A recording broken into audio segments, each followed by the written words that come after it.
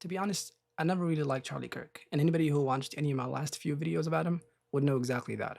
Just for context, Charlie Kirk is a commentator who started something known as TPUSA, which is Turning Point USA, a conservative group built to dominate college campuses and social media. He was really good at grabbing people's attention, not the best at nuances.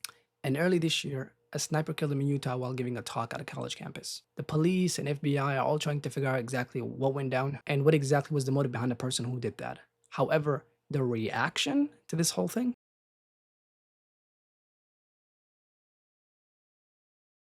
now the dinosaur media did exactly what you'd expect it to do. Each one went to their camp. The left went to the left and the right went to the right. You had the right wingers who made him an absolute martyr, who was an angel walking this earth, who did absolutely nothing wrong, and everything about him was perfect and crystal clean. He died while trying to have a free and civil debate, which is all that he ever did. He didn't insult, he didn't defame, he didn't shout anyone down. He invited everyone to come and speak to him, to prove him wrong. And the left wing spoke about him with no emotion, just trying to move around him like he's a biohazard. We don't know any of the full details of this. We don't know if this was a supporter shooting their gun off in celebration, or so we have no idea about this. Charlie Kirk is a close ally of President Trump's. Not only that, he is somebody who helped him get elected this cycle. He's also a controversial figure at times. He goes into these various college campuses, pushes conservative issues, gets into heated back and forth often with these students on these college campuses. But of course, none of that is violent. This is the first time we've seen this kind of reaction, obviously. And please like, comment, and subscribe. It helps the channel. Now, alongside both parties, you had companies that got absolutely terrified about this whole thing. You had companies like Sinclair, which canceled a tribute because of threats that they got afterwards. You had Comedy Central that for some reason pulled a South Park episode about him that was supposed to make fun of him. And nobody wanted to be next in the outrage cycle. Even in death, people were legit sitting here trying to manage optics. Now, what about social media?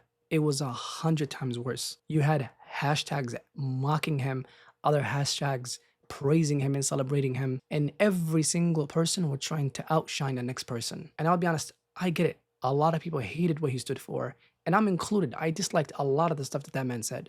So, it's funny. I used to say that, hey, if you as a gay person would go to Gaza, they'd throw you off of tall buildings, right? Now they don't have any tall buildings left, so I don't...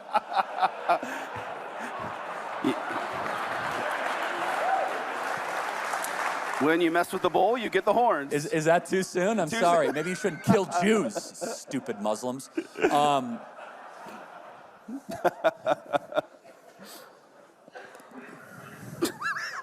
all I like that. I like that. Where was I? So, yeah. And that's exactly where we are today. Empathy and sympathy for you only matters if you're on my camp. If you're on the other camp, I'm going to celebrate your death. Not only am I not going to care, but I'm actually going to celebrate your death. Isn't that just absolutely insane? A guy gets shot in the neck and killed, and you'll see people celebrating it like that is a win for them. I'll be honest, that's not politics anymore. That's just moral decay. And I have to include, this is not something unique to either one of the two sides.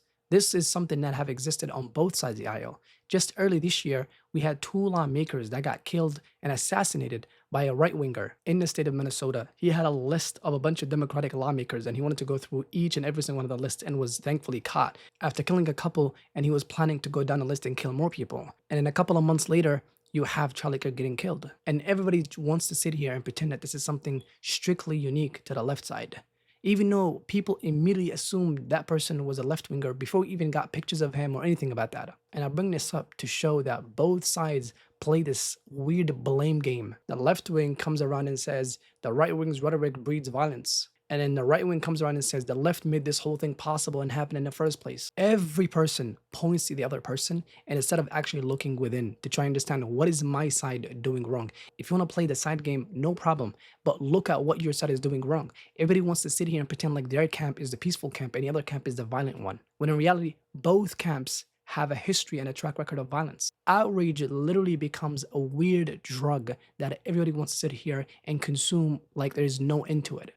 And Charlie Kirk's death literally proves just how deep this dependency runs And I'll be honest, you don't have to like the man to see the problem. I didn't like him, but I still see the problem. When people die and our first instinct is to immediately make content about it, that's when we know that this is not about politics anymore. So yeah, I wasn't a fan of Charlie Kirk, but even I realize and see that there is a separation that needs to be made between dehumanization and disagreement. Even though, for all intents and purposes, he could have probably dehumanized me, but I'd like to believe that it's still wrong, and I want to be morally consistent, that it is still wrong to sit here and celebrate the death of someone because of what they said. Because tomorrow, that could be me. The question isn't about who pulled the trigger, it's about what got us here in the first place.